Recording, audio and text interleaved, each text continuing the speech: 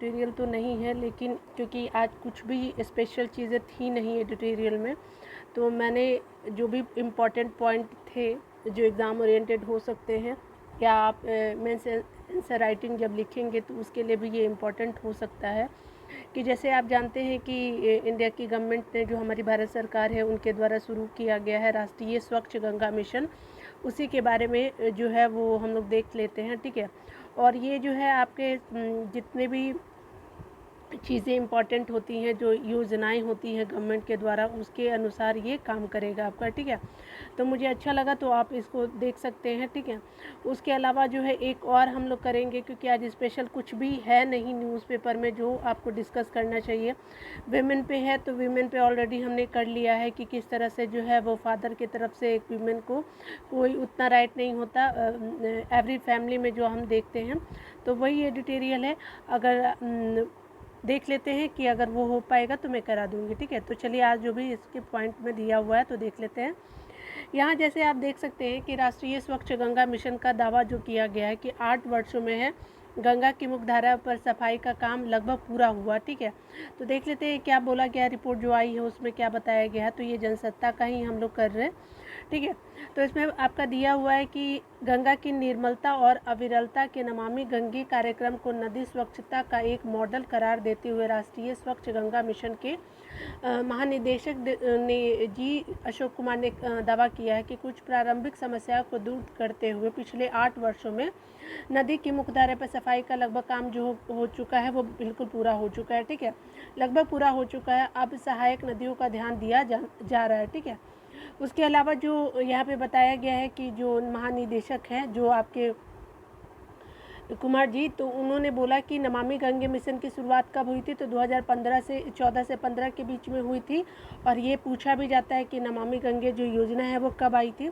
20,000 करोड़ रुपए की जो ये आपकी लागत से प्रारंभ की गई थी। 20,000 करोड़ रुपए से ये क्या की गई थी, तो इसको नमामि गंगे को स्टार्ट किया गया था। ठीक है, और क्योंकि ये जो है वो सेंटर की तरफ से योजना है तो ये इम्पोर्टेंट भी हो सकता है।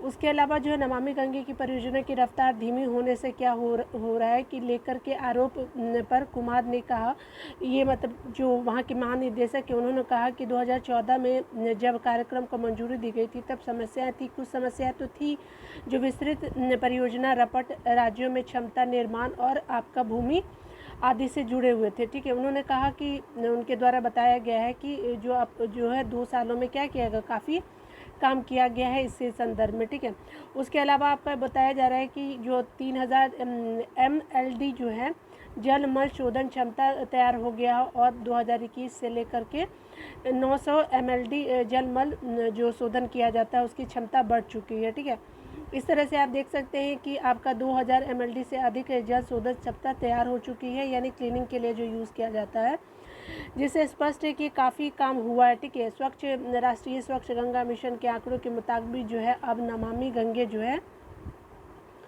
गंगे के अंतर्गत आप देख सकते हैं कि टोटल 476 परियोजनाएं मंजूरी की गई है। ठीक है, उसके अलावा जो आपका फंड एलोकेट हुआ है वो 37,150 रुपये जो है वो करोड़ रुपए जो है वो एलोकेट हुआ है। उसके अलावा परियोजनाएं पूरी हो चुकी है, इसमें से जो 244 परियोजनाएं थी वो पूरी हो चुकी थी। टोटल कितनी थी, तो 436। और इसके अलावा जो है कि मिशन को लेकर के राज्यों से आने वाले प्रस्ताव भी इसको ऐड किया गया। ज़मीन से जुड़े हुए भी समस्या को पहचान के इन्हें दूर करने की बात की जा रही है। उसके अलावा अगर हम देखते तो उन्होंने कहा कि पहले लोग सोचते थे कि गंगा साफ़ नहीं की जा सकती, वह सोच आज बिल्कुल बदल गया है। बिल्कुल जैसे आप क्लीनिंग का जो सिस्टम देखते हैं तो वो सब अब जो है उसको बहुत तरह से निपट लिया जा चुका है। ठीक है, और गंगा नदी की स्वच्छता और निर्मलता के अभियान के लिए प्रारंभ में 20,000 करोड़ मंजूर दिया गया था। फिर उसको 2021 में क्या किया गया कि 22,500 करोड़ आवंटित किया गया, बाद में बढ़ा दिया गया। चलिए अगले पॉइंट को देख लेते हैं। ये जो है जनसत्ता का मेन आपका इनसाइड द आया है, तो अयोग्यता, घाव और अपमान की बात की जा रही है। स्पेशली जो है वो मणिपुर की जो हिंसा है उसके रिगार्डिंग हम लोग स्टडी करेंगे, ठीक है, कि किस तरह से जो है स्टेट ओरिएंटेड जो इश्यूज़ होते हैं, क्या प्रॉब्लम एक स्टेट को होता है अगर आप एक हिस्से को जो है आप पावर देते हैं, उनको सेफ्टी देते हैं, एजुकेशन देते हैं, हेल्थ देते हैं, अच्छी फैसिलिटी देते हैं, और दूसरे जब धड़े को आप एजुकेशन फैसिलिटी या फिर आप राजनीतिक में उतना आप आरक्षण नहीं देते या फिर फैसिलिटी नहीं देते, तो किस तरह से हिंसा भड़कती है मणिपुर में आपको देखने को बिल्कुल मिलेगा। कुछ आर्टिकल भी है जिसके बारे में हम इसमें जानने का प्रयास करेंगे। तो जैसा कि आप देख रहे हैं कि ये जो है पी चिदम्बरम जी के द्वारा लिखा गया है, और ये इसमें अयोग्यता, घाव और अपमान की बात की जा रही है। तो ये अपना जो है राइटर का अपना व्यू है, ठीक है, वो हम लोगों का कुछ नहीं है। चलिए, जैसे यहाँ पे जो है आपका संविधान का अनुच्छेद जो 355 कहता है कि यह संघ का कर्तव्य होगा कि वह प्रत्येक राज्य के बाहरी आक्रमण और आपका आंतरिक सुरक्षा से अशांति से बचाए, ठीक है, किसको, तो राज्य को बचाए, ठीक है। आर्टिकल कौन सा है, तो ये बहुत इंपॉर्टेंट होता है। आर्टिकल 355 जो होता है, सेंटर क्या करती है, तो आपका मुश्किल वक्त में राज्य को क्या करती है, सेव करती है, ठीक है, अगर कुछ भी इस तरह का अशांति फैलता है तो, ठीक है। उसके अलावा जो बोला जा रहा है, तो कह रहे कि यह सुनिश्चित करे कि हर राज्य की सरकार इस संविधान के प्रावधानों के अनुसार चले, ठीक है। यह अनुच्छेद कई अर्थों में महत्वपूर्ण भी है। क्यों? क्योंकि संघ यानी जो केंद्र सरकार का कर्तव्य प्रत्येक राज्य की रक्षा करना है, न कि उसे कमजोर और खत्म करना है, ठीक है। इस प्रकार जो है अनुच्छेद जो 355 भारतीय राज्य की संघीय प्रकृति को पुष्टि भी करता है, ठीक है। उसके अलावा जो बताया जा रहा है, केंद्र सरकार के सुनिश्चित करने के लिए भी बाध्य करता है कि राज्य का शासन जो है संविधान के अनुसार चले, ठीक है। और ये जो सेंटर ये सुनिश्चित भी कर सकता है कि जो राज्य है उसका कानून जो है वो संविधान के अनुसार ही चले, शासन जो है वो कानून के अनुसार ही चले। यह केंद्र सरकार को याद दिलाता है कि जब कोई राज्य गलत तरीके से शासित हो या बिल्कुल भी शासित न हो रहा हो तो वह मूक दर्शक नहीं बनी रह सकती। इस संदर्भ में जो है वो दो कर्तव्य आपको सेंटर की तरफ से दिखा जाएगा, ठीक है। संघ एक संवैधानिक अवधारणा है, ठीक है। संघ क्या है, तो संवैधानिक अवधारणा है। आखिरकार पुरुष और महिलाएं ही केंद्र सरकार के ओर से काम करते हैं और बोलते भी है, ठीक है। पुरुष और महिलाओं का यह जो है आपका निकाय मंत्री परिषद कहलाता है, और मंत्री परिषद का अध्यक्ष कौन होता है, तो आपके पीएम होते हैं, ठीक है। देखते हैं कि यहाँ पे जो क्या दायित्व है जो निभाना चाहिए सेंटर को स्टेट के तरफ के लिए। तो मणिपुर में जो हिंसा हुआ 3 मई 2023 से, तो हर दिन दोनों दायित्व का उल्लंघन हो रहा है, यानी सेंटर भी नहीं देख पा रही है और स्टेट भी नहीं कर पा रहा है।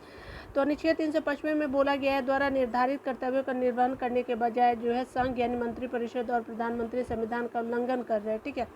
कर्तव्य तो नहीं कर रहे हैं, लेकिन ये उल्लंघन जरूर देखा गया है, ठीक है। ये ऐसा राइटर का मानना है, मेरा नहीं मानना, ठीक है। तो आप याद रखिएगा 3 मई के बाद जो है वो प्रधानमंत्री ने मणिपुर पर एक शब्द भी नहीं बोला, शांति की अपील भी नहीं की, न ही उन्होंने मणिपुर का दौरा करना जरूरी समझा, ठीक है। उसके अलावा जो इस बीच जो है 120 लोगों से ज़्यादा लोग जो है वो मारे जा चुके हैं, ठीक है। मतलब कुछ तो बोलना चाहिए था, ये राइटर का अपना दावा है, ठीक है।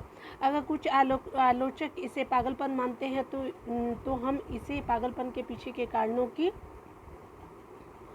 जांच करनी चाहिए कि ऐसा क्यों हो रहा है। मणिपुर में भी तो कुछ रीज़न होंगे ना, तो ये आपको जानना चाहिए। मैं निम्नलिखित कारणों पे सोच पा रहा हूँ, ठीक है। यानी पी चिदम्बरम जी जो राइटर है उनका कहना है कि मैं मतलब ये मेन जो रीज़न है क्यों यहाँ पे हिंसा हो रही है। देखिए, मणिपुर में भाजपा का शासन है, ठीक है। मणिपुर में जो भाजपा राज्य है, अगर केंद्र सरकार राज्य सरकार को फटकार लगाती या बर्खास्त कर देती तो वह खुद को चोट पहुँचाने जैसा होता, ठीक है, क्योंकि वो लगा नहीं सकती, क्योंकि अपनी सरकार को क्यों डांटेंगे। यह इस घमंड की अति है कि मेरा देश मेरी पार्टी से ऊपर है, यानी कहने का मतलब है कि ये बताता है कि ये घमंड जो है मेरा देश मेरी पार्टी से ऊपर है कि आपका संकल्पना को जीवित करता है। उसके अलावा जो नरेंद्र मोदी जी जो हमारे पीएम जी है, मणिपुर के लोकप्रिय जो मुख्यमंत्री है वीरेंद्र सिंह से खुद को अलग करना चाहते हैं, ठीक है। यानी वो नहीं चाहते कि वो जुड़े रहें। यह डबल इंजन सरकार पर घमंड करने की अति है, ठीक है। इस तरह से आप देख सकते हैं। उसके अलावा जो मणिपुर दूर है, मणिपुर में तो कुछ होता है उसका देश के बाकी हिस्सों पर कोई असर नहीं पड़ता, ठीक है। अगर मान लीजिए कि नॉर्थ ईस्टर्न स्टेट है तो वो अन्य राज्यों पर नहीं असर पड़ता, तो इसलिए भी ज़्यादा ध्यान नहीं दिया जाता, यह एक्ट ईस्ट नीति पर घमंड की नीति है, ठीक है। इस तरह से जो है राइटर अपना व्यक्त करते हैं। मैतेई और कुकी को लड़ने दो, यानी दो जो जनजाति है आपका, जो मणिपुर में आपका कुकी और मैतेई जो है वो आपस में लड़ रहे हैं। मैतेई नियंत्रित राज्य सरकार, यानी जो मैत्रेय पे जो है वो राज्य सरकार का नियंत्रण है, और मैत्रेय प्रभुत्व वाली भाजपा के समर्थन में, यानी मैत्रेय को कौन समर्थित कर रहा है, तो ये भाजपा जो है वो ज़्यादा फैसिलिटी मैत्रेय जनजाति को दे रही है। अतः मैत्रेय की जीत होगी, और यह सबका साथ और सबका विकास, सबका विश्वास के दावे की पुष्टि के लिए पर्याप्त है, ठीक है। तो आप कुकी को क्यों नहीं दे रहे हैं, ये भी तो बात है सोचने वाली। अगर आप किसी को नहीं देंगे तो वो जरूर है कि हिंसा भड़केगी। मगर क्या होता है कि उपरोक्त कारणों से एक या अधिक सही है, ठीक है। तो यह स्पष्ट है कि केंद्र सरकार की मणिपुर नीति स्वार्थ और संवेदनशील की एक सनक भरी मिश्रण है, ठीक है। इस तरह से राइटर का अपना थॉट है। अगला देखते हैं, काले दिन की वापसी की बात की जा रही है, यहाँ पे देखते हैं। तो 3 मई आपको 3 मई मणिपुर में क्या होता है, काला दिन था, ठीक है। 30 साल पहले जो 3 मई 93 को मैतेई हिंदुओं और मैतेई मुसलमानों, यानी जिसको पंगल कहा जाता है, के बीच हिंसा हुई थी, ठीक है। मैतेई जो हिंदू भी है और मैतेई मुस्लिम भी है, याद रखिएगा। और 100 से अधिक लोग जो है वो मारे गए हैं। इसमें क्या हुआ है कि आपका जो 3 मई 2023 को इतिहास के खुद को दोहराया है, ठीक है। यानी फिर से वो 93 के बाद जो है वो 3 मई 2023 को भी आप देखने को हिंसा मिल सकती है, ठीक है। ये हुआ ही है, मिल क्या सकती है। इस बार जो है हिंसक संघर्ष जो है वो मैत्रेय और कुकी के बीच हुआ है। इसका कारण मणिपुर उच्च न्यायालय का एक गलत फैसला जो वाला आदेश देना था, ठीक है। यानी मैत्रेय को ज़्यादा ये दिया गया था। मैत्रेय समुदाय लंबे समय से मांग कर रही है कि उसे जो आपका एसटी का उस सूची में शामिल किया जाए। एसटी की सूची में किसको, तो मैत्रेय समुदाय को शामिल किया जाए। अब तक की राज्य सरकार ने सलाह के मुताबिक इस पर कार्रवाई नहीं की थी, क्योंकि उस राज्य में परस्पर विरोधी हित निहित थे, और ज़्यादातर जो 3 समुदाय शामिल थे, मैत्रेय, कुकी और नागा, जो आप देखने को मिलेगा कहाँ पे, तो स्पेशली देखिए इसमें आपको ध्यान देना है कि मैत्रेय, कुकी और नागा जो जनजातियाँ हैं वो कहाँ कहाँ हैं, तो आप इससे एलिमिनेट कर सकते हैं, ठीक है। और ज़्यादा जो है वो इम्पोर्टेंट नहीं है, लेकिन अब क्योंकि आप राज्यों के बारे में पढ़ेंगे तो आर्टिकल आप याद रख सकते हैं। अनुच्छेद आपका जो बात करता है 355 किससे संबंधित है, तो ये याद रख लीजिएगा। उसके अलावा जो सरकार पर अपने पैर के पीछे खींचने का आरोप लगाया गया है, लेकिन जो है त्वरित निर्णय न लेने पर एक बड़ा मकसद था, ठीक है। आज़ादी से पहले मंत्रियों को मणिपुर की जनजाति की सूचीबद्ध किया गया था, लेकिन इसे जो है वो संविधान यानी संविधान का जो आदेश दिया गया, यानी अनुसूचित जनजाति के अनुसार जो है 1950 में क्या किया गया है कि इनको हटा दिया गया, शामिल नहीं किया गया। वर्तमान में जो है वो क्या किया गया, शामिल ही नहीं किया गया, ठीक है। तो आप वर्तमान में देख सकते हैं कि अधिकांश मैत्रेयों की सामान्य श्रेणी में वर्गीकृत किया गया, मतलब जनरल उनको रखा गया है। लगभग 17% ओबीसी है, ठीक है। उसके अलावा यहाँ पे देखिए बोला जा रहा है कि कहा जा रहा है कि इन 3 प्रमुख समुदायों के बीच जो है राजनीतिक संतुलन नाजुक है। विधानसभा के 60 निर्वाचित क्षेत्रों में जो है वो 40 पर मैत्रेय हैं, 10 पर कुकी है और 10 पर क्या है कि नागा है। सबसे ज़्यादा किसको सीटें हैं, तो मैत्रेय को है। कुकी तथा नागा जो है वो एसटी में रूप से वर्गीकृत 36 समुदायों में से एक है। अगर मैत्रेय की अनुसूचित जाति के रूप में वर्गीकृत किया जाता है तो उसमें प्रभावी मानचित्र पर थोड़ा फर्क पड़ेगा, लेकिन अधिसूचित आदिवासी क्षेत्रों में भूस्वामित्व और सरकारी नौकरी पर भी प्रभाव पड़ेगा, ठीक है। आपको अगर मैत्रेय को एसटी कैटेगरी में ला दिया जाएगा तो बहुत अफेक्ट होगा, ठीक है। गलत दिशा की बात की जा रही है, जैसा कि मैंने नोट किया है कि इसके पीछे कारण जो मणिपुर के कार्यवाहक मुख्य न्यायाधीश न्यायमूर्ति मुरलीधरन का एक निर्णय था, ठीक है। यह देखते हुए कि राज्य सरकार ने 10 वर्षों से मैत्रेय को अनुसूचित जनजाति की सूची में शामिल करने की सिफारिश नहीं की है, अदालत ने राज्य सरकार की 4 सप्ताह से सिफारिश भेजने का निर्देश दे दिया, ठीक है, कि आप जल्दी से आप सिफारिश भेजिए। ऐसा मतलब सुप्रीम कोर्ट ने वहाँ की जो राज्य यहाँ के जो मुख्य न्यायाधीश थे उनका ये कहना था, ठीक है। आप निर्देश दें। दोनों पक्षों की ओर से बहुत कुछ कहा गया, ठीक है, लेकिन यह निश्चित रूप से नहीं मुद्दा बना, ठीक है। ऐसा मुद्दा नहीं था जिस पर कि न्यायालय को कोई निर्देश जारी करना पड़े, यानी जिस तरह से न्यायालय ने इसमें हस्तक्षेप किया वो जरूरी नहीं था। कहने का मतलब न्यायालय को गेंद विधानसभा और अनुसूचित जाति आयोग जैसे राजनीतिक संस्थानों के पाले में डाल देनी चाहिए थी, ठीक है। ये कह देते कि आप लोग अपना जो पार्टी है वो लोग आप देख लीजिए। उसके अलावा भाजपा विधेयकों के 30 सदस्यीय मंत्रिमंडल को प्रधानमंत्री ने मिलने का समय नहीं दिया, ठीक है। उसके अलावा जो मणिपुर के पूर्व मुख्यमंत्री बोबी सिंह के नेतृत्व में 10 विपक्षी दलों ने मिलने के लिए समय का व्यर्थ इंतजार किया और माननीय जो पीएम थे मणिपुर जलाने का राज्य को जलने के लिए छोड़ दिया, मतलब ऐसा राइटर का कहना है। मणिपुर में वीरेंद्र सिंह सरकार के कार्यकाल में अयोग्यता, उपेक्षा और पक्षपात उजागर है, ठीक है। अब इसमें अपमान और जुड़ गया, ठीक है, अपमानित भी किया जाने लगा है। मणिपुर में जो है वो एक इंजन का ईंधन खत्म हो गया है, यानी कहने का मतलब कि दूसरे जो है केंद्र जो है राज्य का जो पावर खत्म हो गया और दूसरे जो सेंटर का पावर ने खुद को अलग करने का लोको शेड में छिपने का फैसला लिया है। डबल इंजन का बदौलत मणिपुर जो है खौलती हुई कड़ाही बन चुका और चित्कार करो मेरे प्यारे देश। इस मतलब ये जो है वो राइटर है कि अगर वहाँ के सारे को समानता दी जाती, अगर मणिपुर के मैत्रेय को जिस तरह से दिया गया अलग वाले को भी दिया जाता, जैसे आपका जो कुकी है उसके अलावा नागा है, तो इस तरह की आपको स्थितियाँ नहीं देखने को मिलती। लेकिन ये बहुत बुरी बातें हैं कि सभी को समानता मिलनी चाहिए। अगर आप इनके इंटरनल सेक्शन को जाएंगे तो इससे हम लोग एक ही चीज़ निकाले, एक अनुच्छेद हमारे लिए इम्पोर्टेंट हो गया। उसके अलावा जो है आपका जो जनजाति है आप उसके बारे में जान सकते हैं और आप इनसाइड भी देख सकते हैं कि किस तरह से राजनीतिक पार्टियां भी जो हैं वो साथ नहीं दे रही है वहाँ के जो पिछड़े जनजाति है, ठीक है, किस तरह से उनका मतलब बिल्कुल किनारा कर दिया गया। तो ये सब चीज़ें आप देख सकते हैं। एक जो है वो आपका साइंस टेक से आपका प्रश्न है, ठीक है, और ये जो है आप देख सकते हैं कि साइंस टेक का सिचुएशन क्या है।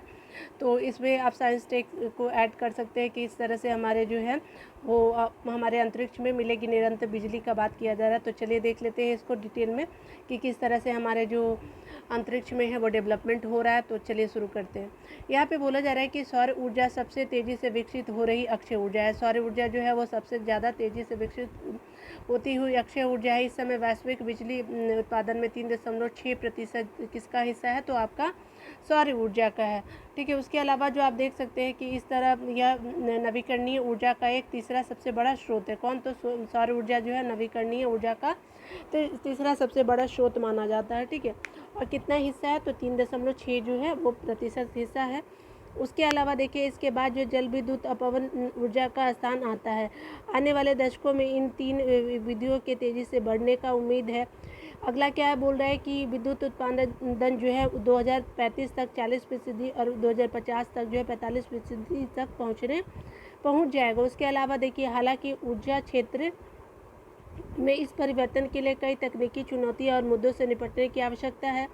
सौर जो ऊर्जा के साथ जो है सबसे बड़ी दिक्कत है कि उसकी अनियमितता भी जो है वो सौर ऊर्जा को आप देख सकते हैं, क्योंकि बिजली अगर मान लीजिए कि सूर्य की रोशनी है तभी तो आप ले सकते हैं, लेकिन अगर बादल है तो कैसे कर सकते हैं, पॉसिबल नहीं होता, ठीक है। तो चलिए इसके बारे में डिटेल से देखते हैं।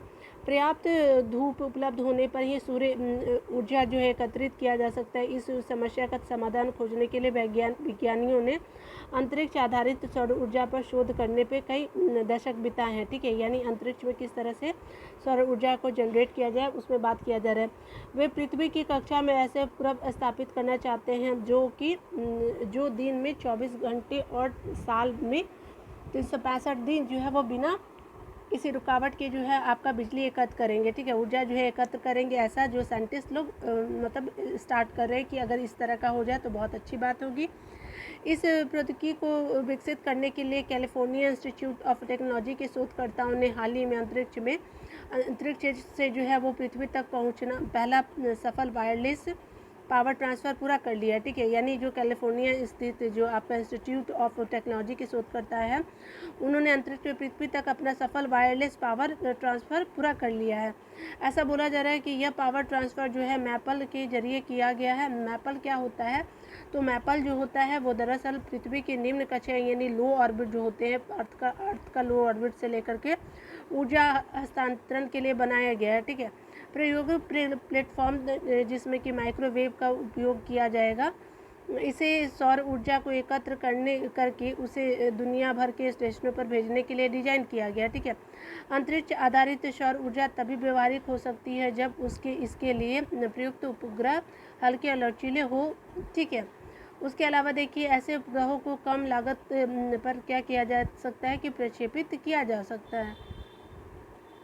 यहाँ देखिए किया जाए उसके अलावा क्या है, हल्के ढांचे का उपयोग करके अंतरिक्ष में वायरलेस पावर ट्रांसफ़र का सफल प्रदर्शन अंतरिक्ष सौर ऊर्जा के व्यवहारिक और विश्व स्तर पर इसकी व्यापक पहुंच की दिशा में एक महत्वपूर्ण कदम है। ठीक है, यहाँ देख सकते हैं अंतर्राष्ट्रीय जो आपका क्या है कि अंतर्राष्ट्रीय अंतरिक्ष स्टेशन को बिजली देने के लिए अंतरिक्ष में पहले से ही सौर पैनल का उपयोग किया जाता है, लेकिन पृथ्वी को ऊर्जा उत्पादन करने और माइक्रोवेव ट्रांसमीटरों को तैयार करने के लिए अंतरिक्ष सौर ऊर्जा परियोजना को ऐसी ऊर्जा हस्तांतरण जो किया जा रहा है तो आपकी प्रणालियों को विकसित करना पड़ेगा जो बहुत ही हल्की, सस्ती और लचीली हो। ठीक है, अंतरिक्ष और ऊर्जा परियोजना जो है प्रत्येक इकाई का वजन जो है 50 ग्राम है और इसकी तुलना में क्या है कि छोटे उपग्रहों का वजन आमतौर पे जो होता है 10 से लेकर 100 केजी के बीच होता है। प्रत्येक इकाई एक पैकेज में मोड़ी जा सकती है जो बाद में एक समतल वर्ग में फैल जाती है। इसमें एक तरफ सौर ऊर्जा सेल और दूसरी तरफ वायरलेस पावर ट्रांसमीटर